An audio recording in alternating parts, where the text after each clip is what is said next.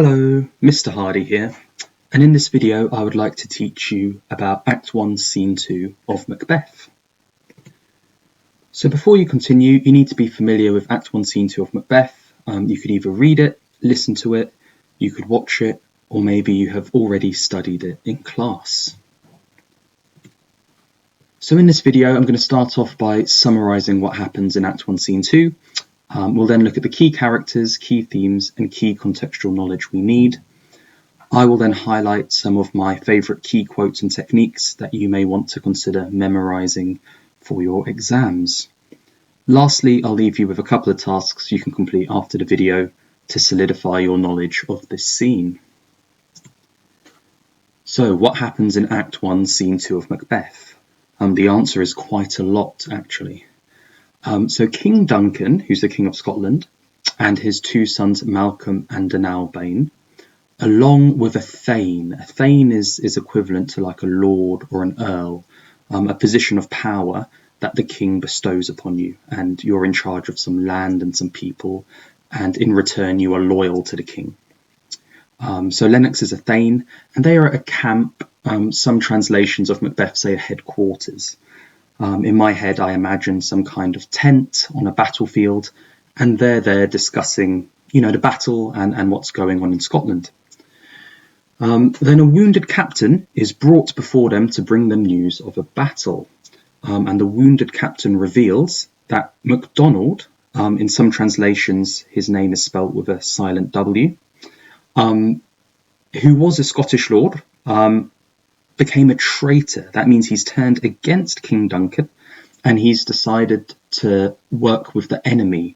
The enemy in this case are the Norwegians. So MacDonald has betrayed his homeland, Scotland, betrayed his King Duncan, and is working with the enemy, the Norwegians, to fight against the Scottish forces.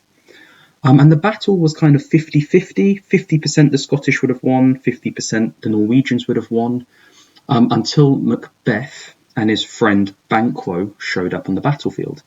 Now the captain really focuses on Macbeth and less so Banquo, and we learn that Macbeth's leadership skills, such as bravery, and his fighting ability, such as his ability to wield his sword and kill his enemies, ultimately secures the victory in Scotland's favour, and Norway is defeated. Not only that, Macbeth rather epically kills the traitor MacDonald. He cuts him open from his belly up to his neck, and then for added good measure, chops his head off. So MacDonald ends up very much dead, and Macbeth here is portrayed as the ultimate hero. His country was in need, his king was in need, and he stood up, was a really strong man, a great warrior, showed lots of good personality qualities like bravery, and he saved the day, basically. He won the battle for Scotland. However, the Norwegian king, who's called King Sweno, he realised this battle was lost, and immediately he launched a second attack on Scotland. And we learn that instead of being tired and weary, Macbeth and Banquo redoubled their efforts. They were extra motivated to defend their king and their country, and they arrived at the second battle to lend their hand. At this point, the king dismisses the captain to go get some treatment for his wounds, and a few moments later, Ross, who's another thane, another lord, that Duncan has put in charge of a part of Scotland, arrives with news of the second battle. And Ross tells King Duncan and everyone present in the tent that there's been another traitor to Scotland, another traitor to King Duncan, and he's called the Thane of Cawdor. And he has also decided to join the enemy Norwegians and fight against his own Scottish people. But Ross says that Banquo and Macbeth arrived at this battle, and again they showed great leadership and great ferocity and fighting skill, and once again they helped secure the victory for Scotland. So there were two battles where King Duncan was under threat and Scotland was under threat, and twice Macbeth and Banquo, but mainly Macbeth, has come to the rescue with his leadership ability and fighting ability. This time he didn't kill the traitor. Instead, he captured the traitorous Thane of Cawdor, who is later found guilty and executed. And King Duncan is so grateful for Macbeth and saving himself and Scotland twice that he declares Macbeth the Thane of Cawdor. So what you need to know is at the start of the play, Macbeth is the Thane of Glamis. Glamis is maybe like a small town or village that Macbeth's in charge of, but thanks to his heroic ability to defend his king and country, he has now been promoted to Thane of Cawdor, and Cawdor would be a bigger region in Scotland. So Macbeth will now have more money, more power, more people, more responsibility. So it's a great promotion for Macbeth, and fully deserved. So, who are the key characters we encounter in Act 1, Scene 2 of Macbeth? What's really interesting here is only half the characters mentioned the audience will see on stage. The other half are spoken about. The characters we see on stage are King Duncan, and he is the King of Scotland. He will be set apart because of the crown he's wearing on his head. And what you need to know is that he is generally considered a good king. Being King of Scotland would have been very hard. As I'll explain a bit later, Scotland had many different sort of warring tribes within it. So trying to rule over that would have been difficult. Next, we have Duncan's two sons called Malcolm and Dunalbain. They will be successors to the king. So that means they will be his heirs, H-E-I-R, and they will inherit the throne should anything happen to King Duncan. We also have two Thanes, Lennox and Ross. Again, I've explained that's a bit like being a lord or an earl, being in charge of a part of Scotland on behalf of the king. And the other character we see would be the captain, and he is our wounded soldier, come storyteller. He uses some fantastic imagery and verbs when describing Macbeth in battle. Now, these characters are mentioned, but we don't actually ever see them, so we have to rely on the imagery and the words used by the other characters to paint a picture of these characters. MacDonald, again, I've told you in some translations there's a silent W in his name. He is a traitor, and he is presented very negatively. Words such as merciless, lacking mercy, words such as rebel, having a villainous nature, even rebel's whore. So clearly, because he's being a traitor to his king and his country, the captain has loads of negative things to say about MacDonald. Macbeth is also a Thane, as I told you, Thane of Glamis, a smaller part of Scotland. And here his real qualities are mentioned in the capacity of being a warrior. He has great warrior personality, he's brave, he's noble, and he has great warrior ability. And we'll explore some of the quotes that show how good Macbeth is with his sword. We also get introduced to Banquo, and he's Macbeth's friend, and he's also a warrior, but he doesn't really get the attention or the limelight. Obviously, Macbeth is the eponymous character. That means the play has been named after him, so he's the real focus here. We have mention of the Thane of Cawdor. Again, he's a traitor to his king and to his country, but Ross isn't quite as colourful in his language when he insults him. He uses words such as disloyal and traitor, but the captain, when he described the other traitor, MacDonald, was really colourful with the language he used. And finally, at the end of the scene, we get mention of the King Sweno, who's the king of Norway. And actually, after losing both the battles because of Macbeth, he actually wants to negotiate like a peace treaty, and he leaves a box of money for King Duncan in Scotland. So he's been well and truly defeated this time.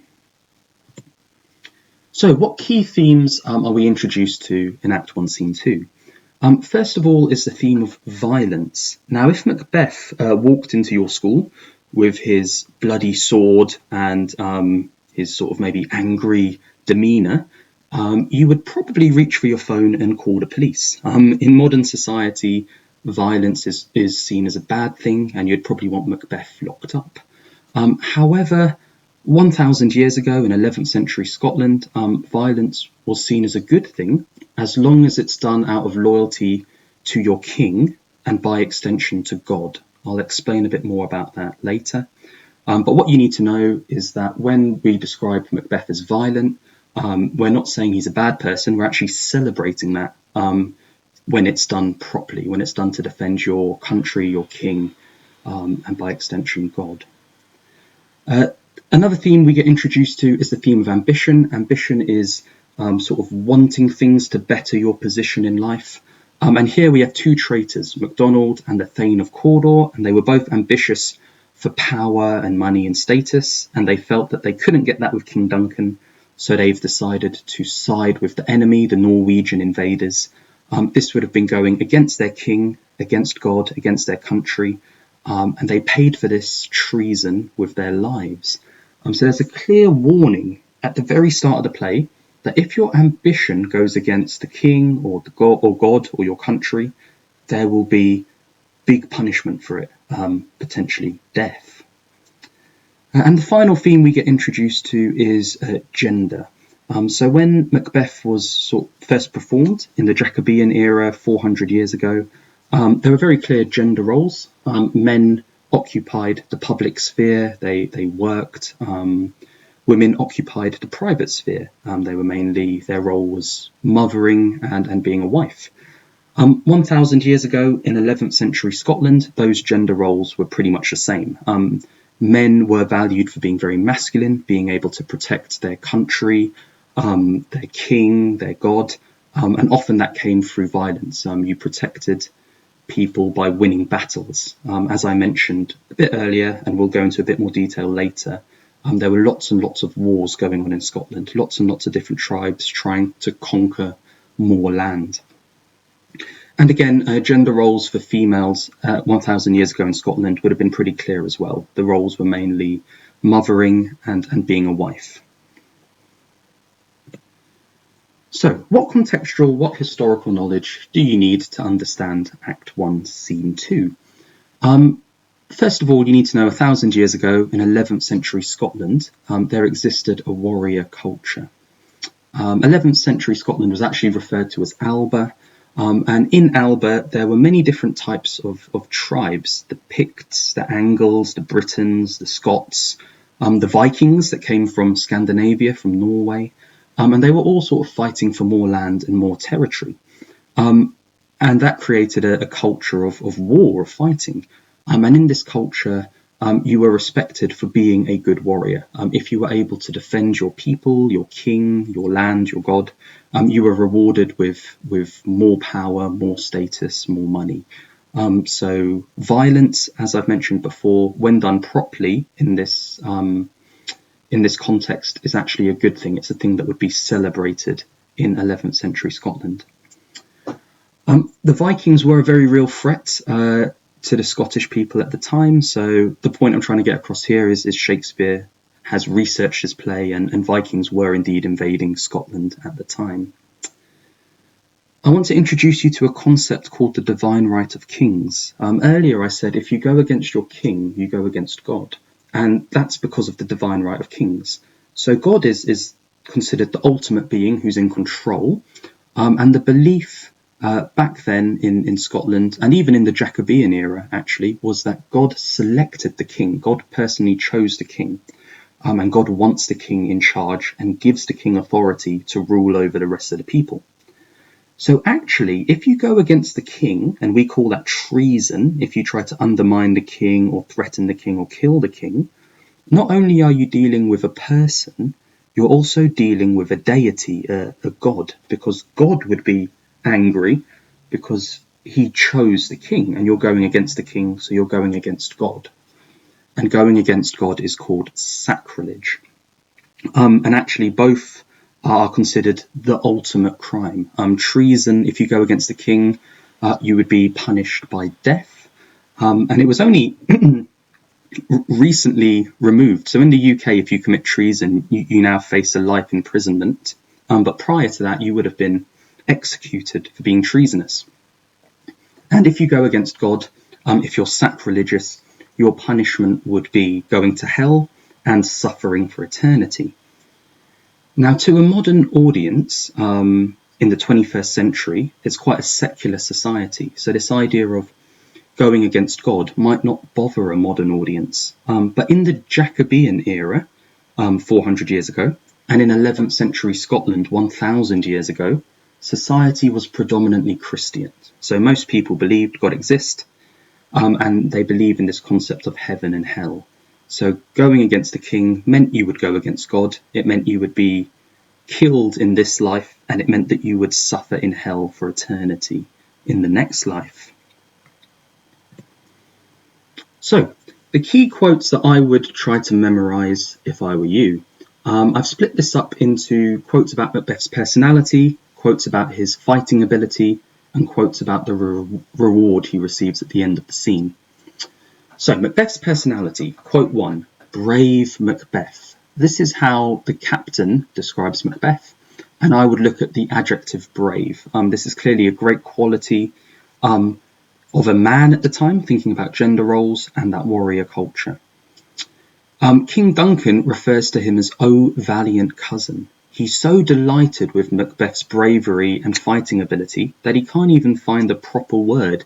He uses the interjection "oh" because he's so overcome with gratitude and praise. He then adds valiant cousin. Valiant is a synonym of brave. They mean the same thing. And cousin, I think, is a really interesting noun because cousins are related by blood. And here, King Duncan says he's so grateful for Macbeth for winning both the battles that he treats him like family now, like they were blood, which makes what happens later on in the play all the more shocking. And then King Duncan goes on to add worthy gentleman, which literally means Macbeth is a man of worth. He's useful. He fulfills his sort of manly duty of protecting his country and his king and his god. And as a result, he's worth a lot. He should be praised. He should be valued. So these are the quotes about Macbeth's fighting ability, and I really love these. I think they paint wonderful images in the audience's mind, and some of these verbs used, these dynamic verbs, are very memorable. So the first quote, Macbeth and his brandished steel. The steel here is in reference to his sword, and when you brandish something, you sort of flourish it or display it. And in my head, I picture Macbeth on the battlefield with his sword held high in the air, with a big intense scream plastered on his face, striking a very masculine pose with all his muscles rippling. And it's this idea that he is the ultimate warrior, the ultimate hero, the ultimate man of the time. The second quote is smoked with bloody execution, and this is describing Macbeth's sword.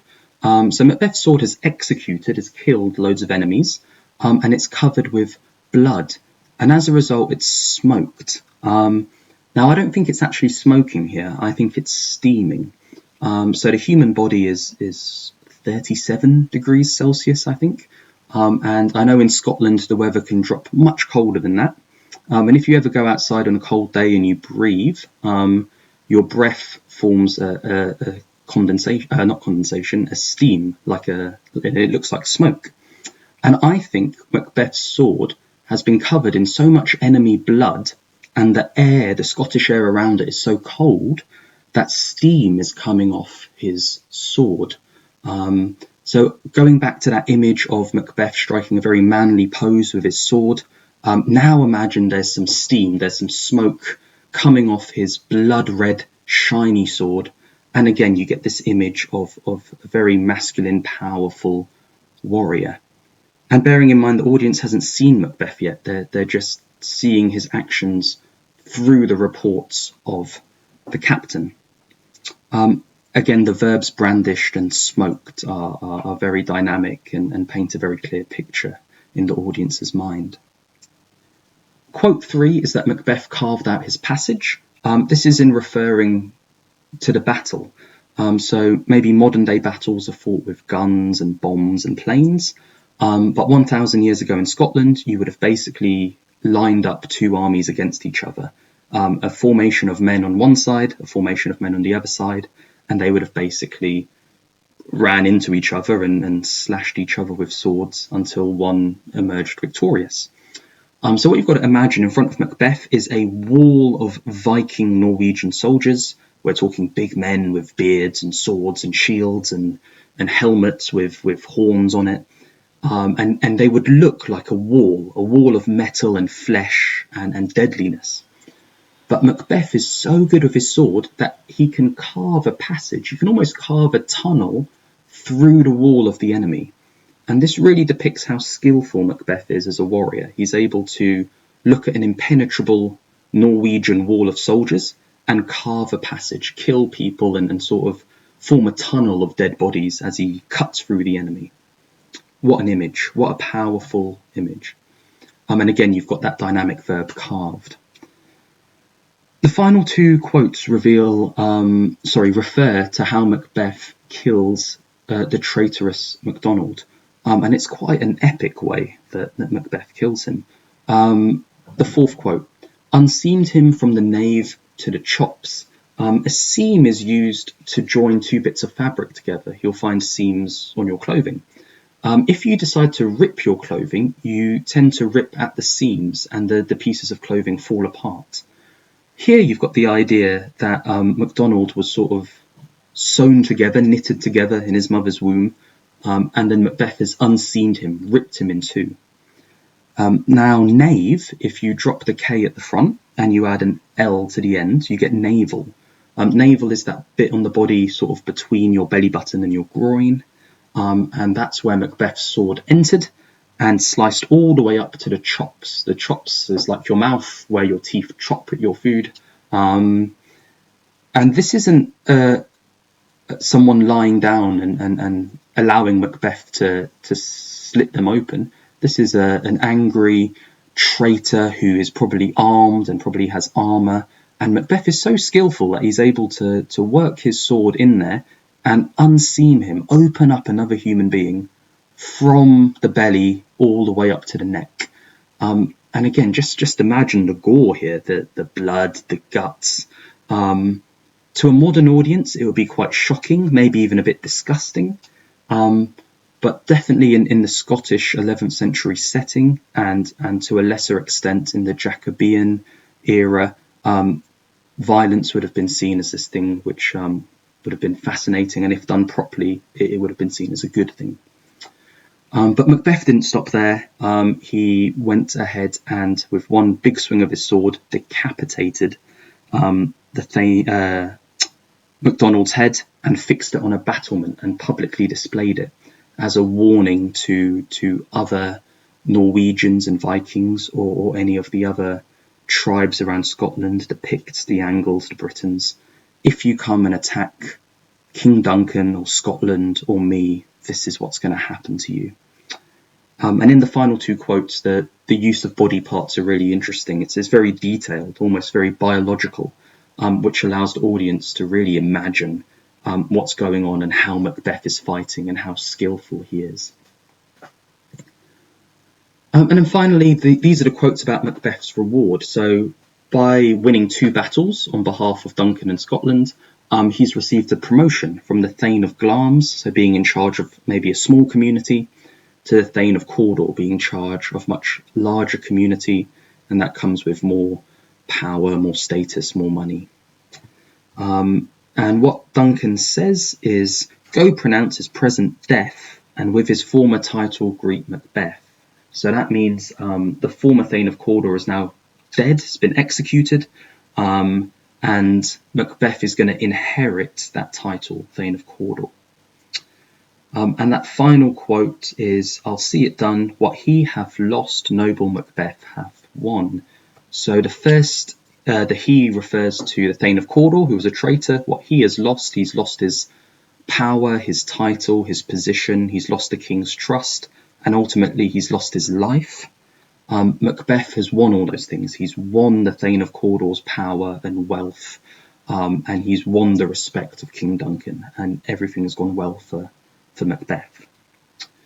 You'll notice that the quotes I've given you and the quotes I read out, I read a bit before. So with quote 1, go pronounce his present death, and with his former title greet Macbeth. Death and Macbeth rhyme, and if you remember, I've taught you that that's called a rhyming couplet, and Shakespeare uses that to signal the end of a scene. We have the same thing with that second quote. Ross says, "I'll see it done," and then Duncan says, "What he have lost, noble Macbeth have won." So done and won, again, a rhyming couplet. And this is a nice clear signal to the actors and audience that we have come to the end of Act 1, Scene 2. And we're also coming to the end of this explanation video. So what can you do to solidify your learning? You can make notes from this video on a physical copy of Act 1, Scene 2 of Macbeth by Shakespeare, and you can then go on to answer this question. How does Shakespeare present Macbeth in Act 1, Scene 2 of Macbeth? I'd advise writing a couple of analytical paragraphs. If it was me, I'd spend one paragraph looking at Macbeth's personality and leadership qualities. You've got some of those quotes: brave Macbeth, worthiest cousin, valiant. I'd then spend another paragraph looking at Macbeth's fighting ability, brandished steel, unseamed him from the nave to the chops, smoked with bloody execution. And if you really are showing off, you might try and add in a little bit of that context. You might want to talk about the warrior culture, consequences of ambition for the traitors. You might want to talk about Macbeth's violence being seen as good, and Macbeth's masculinity being seen again as positive. He's fulfilling his gender role and protecting his country, his king, and his god. Okay, so if you found this video helpful for your Macbeth revision, please give it a like. Please also subscribe to the Mr. Hardy YouTube channel so you will get notified of the rest of the Macbeth series I'm working on and other series. And please leave a comment if you think there's any other key quotes or key knowledge or any ideas you want to share with the community here. Thank you very much for your attention, and I'll see you on the next one.